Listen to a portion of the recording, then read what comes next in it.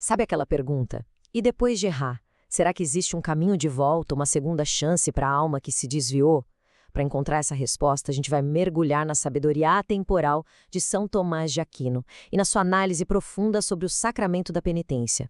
Olha só o que a gente vai ver hoje.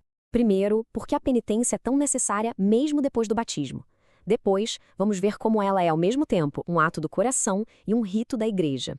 A gente vai desvendar os 3 passos do penitente, entender como a culpa e a pena são apagadas e descobrir quem é que tem o poder de perdoar. E para fechar, vamos refletir sobre aquele equilíbrio delicado entre a justiça e a infinita misericórdia de Deus. Bom, tudo começa com uma questão bem fundamental, que aparece logo depois do primeiro passo na fé. Então vamos lá para a nossa primeira sessão, depois do batismo. O quê? E aqui a gente explora essa necessidade de uma segunda chance. O batismo, nos dá um novo começo, uma alma limpinha. Mas a vida continua. E a nossa fragilidade humana também. E é aí que surge uma pergunta que ecoa por toda a jornada cristã. Depois de receber essa graça imensa, como é que a alma encontra o perdão se, por fraqueza, ela cair em pecado de novo? E para responder isso, São Tomás de Aquino nos dá uma imagem muito, mas muito poderosa. Ele ensina que a penitência é a segunda tábua de salvação após o naufrágio. Pensa assim, se o navio da nossa inocência batismal afunda, a penitência é aquela tábua que a gente se agarra para não se afogar no mar da vida. É forte, né? Ok, se a penitência é essa tábua de salvação, qual é a natureza dela? É uma coisa que acontece só dentro da gente, na nossa cabeça, no nosso coração, ou precisa de um ato externo? Isso nos leva direto para a nossa segunda sessão. Uma virtude ou um sacramento? Vamos explorar essa relação entre a disposição interna e o sinal externo. E aqui, São Tomás de Aquino nos mostra uma dupla dimensão fascinante da penitência. Não é uma coisa ou outra, são as duas coisas ao mesmo tempo. Como virtude, é um movimento interno da alma, sabe? Um ato de justiça onde a gente se arrepende e decide mudar de vida. Mas, como sacramento, é um sinal visível, instituído por Cristo, que nos dá a graça do perdão através de atos concretos e da ajuda de um ministro. Beleza, então como é que esse sinal externo, o sacramento, funciona na prática?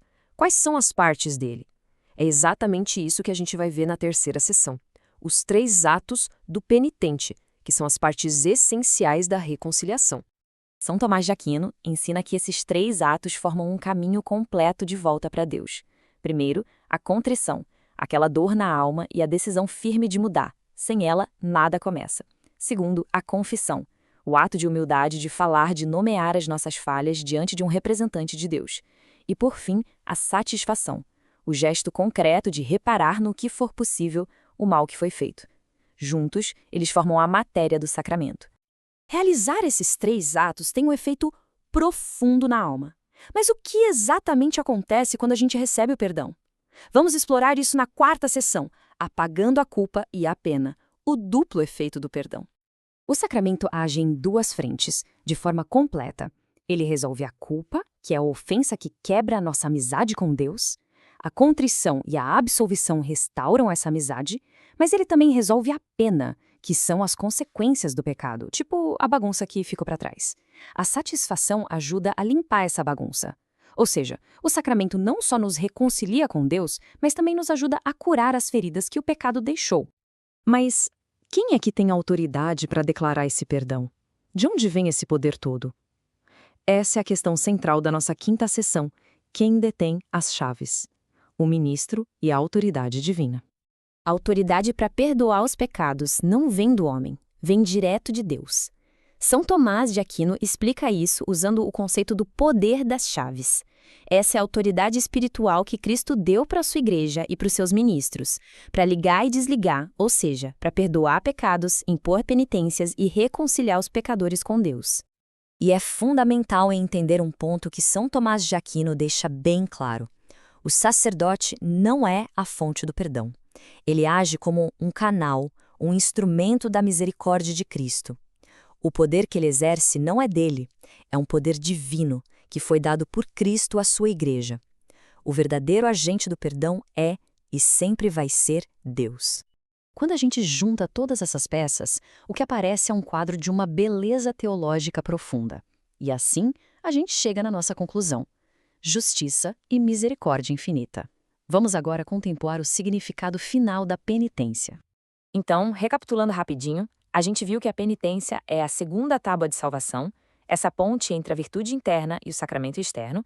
Aprendemos sobre seus 3 atos essenciais, contrição, confissão e satisfação, e como eles removem tanto a culpa quanto a pena do pecado, e tudo isso administrado por um sacerdote através do poder das chaves dado por Cristo. E é aqui que a gente vê a face da justiça divina. Pensa bem, ao exigir de nós a dor pelo erro, que é a contrição, a humildade de admitir, que é a confissão, e o esforço para reparar, que é a satisfação, a justiça de Deus é perfeitamente satisfeita. A ofensa não é simplesmente ignorada, sabe? Ela é respondida com um ato de justiça da nossa parte. E, ao mesmo tempo, sua infinita misericórdia revelada. O simples fato de existir um caminho de volta, de existir essa segunda tábua, já é a maior prova do amor e da misericórdia de um Deus que não quer a morte do pecador, mas que ele se converta e viva. E toda essa reflexão nos deixa com uma pergunta final para a gente levar para a vida. Como é que entender esse equilíbrio perfeito entre justiça e misericórdia pode transformar nossa própria maneira de enxergar o pecado e o perdão na nossa caminhada espiritual?